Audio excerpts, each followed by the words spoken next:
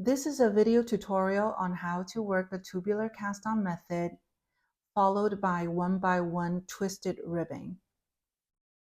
You can prepare a length of yarn the same way you would for the long tail cast-on, but for this demonstration, I will be using both ends of the yarn from the same yarn ball, one pulled from the inside and one pulled from the outside of the yarn ball. Hold them together like so, and then fold it. However long you want your tail to be, that's the point where you're going to fold it. And at the folding point, insert your right index finger and give it a couple of twirls. Now, temporarily secure that twirl with your left hand while I replace my index finger with a knitting needle.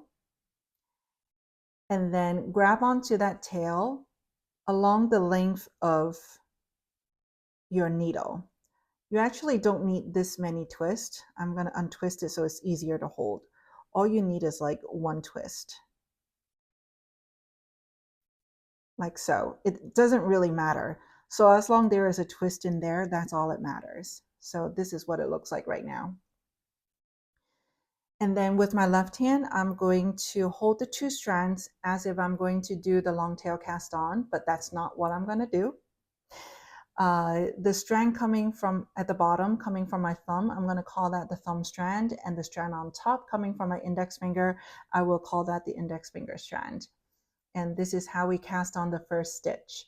This, my friend, is not a stitch. This is just a temporary loop to help us get started. So the first official stitch goes like this.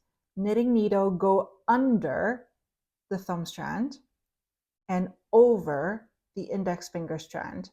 And then these two fingers are going to hop over the knitting needle to this side here, like so. That is one stitch casted on. So this, again, temporary loop, and this is the official first stitch. The second stitch is basically going in reverse. Take your knitting needle and go under the index finger strand from behind, and then over the thumb strand. And then now these fingers are going to hop back over to this side of the needle, like so. And that is the second stitch. And we just keep repeating that. Needle, go under the thumb strand, over the index finger strand, and then hop over to the other side of the needle, and then go in reverse. Coming from behind, go under the index finger strand and over the thumb strand, and hop the two fingers back over to the other side of the knitting needle. Again, and this time when I hop over, I want you to pay attention to the thumb strand. Knitting needle, go under the thumb, over the index finger strand, and now I'm going to do the hop. Pay attention to this strand. As I hop over, you see how that thumb strand is laying on top of the index finger strand. So make a note of that. I will elaborate on that in a second. And then now in reverse, go under the index finger strand and over the thumb. And as I hop back over, pay attention to the strand coming from my index finger. So pay attention to this. I hop over, and you see how that index finger strand is laying on top of the thumb strand. Doesn't that remind you of a purl stitch? And indeed, it is going to be a purl stitch. And the one before that we cast it on looks like a knit stitch. There's no bump at the bottom. It's flat like that, so it's reminiscent of a knit stitch. And then this new one is a purl stitch. As you know, if it looks like a knit stitch on one side, then it's going to look like the purl stitch on the other side. So let's flip it over. And here's that little purl bump, the one I asked you to keep your eye on. So that's how it looks like a purl stitch on the reverse. So here we go. So let's cast on a few more stitches. So next up is going to be a knit stitch where I'm going to go under the thumb, over the index, and hop these guys over. And that's my knit stitch. And then the purl stitch is under the index finger strand, over the thumb strand, and hop these guys back over. And there you go. Let's do that one more time. Under the thumb, over the index, hop over the needle, and then go under the index and over the thumb and hop those fingers back to the other side of the needle. Because I want an uneven number of stitches or odd number of stitches for this cast on, this 1x1 twisted ribbing, starting and ending with a knit stitch, I'm going to cast on one more knit stitch. So under and over and hop it over. So that's all the stitches I'm going to cast on. I'm going to turn the work around, but please be careful. Don't lose this twist here. Nothing is secure. So pay attention to that. Turn it around and grab your second needle. And now you can choose whichever strand you want to be your working yarn. And then the other one, you can cut that off later, leaving sufficient length to weave in your tail at the end or whenever you want to do that. But let's just leave it alone for now. So the first stitch now is presenting like a purl stitch. So I'm going to slip it to my right needle with the yarn in front, and I'm going to insert the needle purlwise.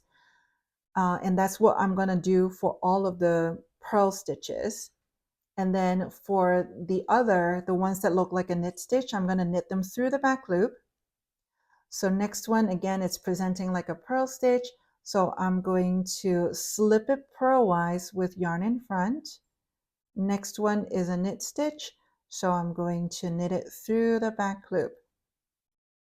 So you can just keep doing that for all the purl stitches, slip purlwise with yarn in front, and all the knit stitches, knit them through the back loop until you get to the end. And be careful.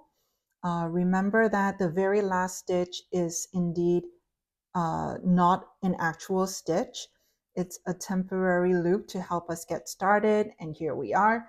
So do not work this last one. This is our last stitch, which presents as a purl as it should. So I'm going to slip it, turn the work around.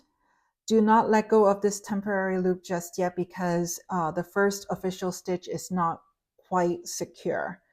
After this, it will be secure. So let's take a small break here and talk about what we're doing. I want to reiterate that we're building a 1x1 twisted ribbing here.